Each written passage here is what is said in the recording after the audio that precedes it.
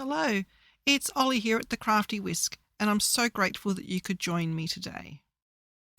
Welcome to day 21 of our unboxing of the Snazzi Scrappin Advent box. This one's quite firm. I think it might be an embossing folder.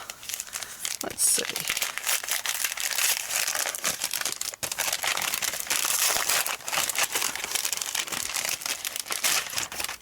And it is. That's pretty. It's got butterflies, a nice large flower with some smaller flowers, or you can just use the corner section,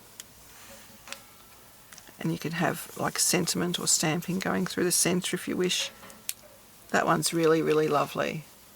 Really pretty florals. Again, it's 2D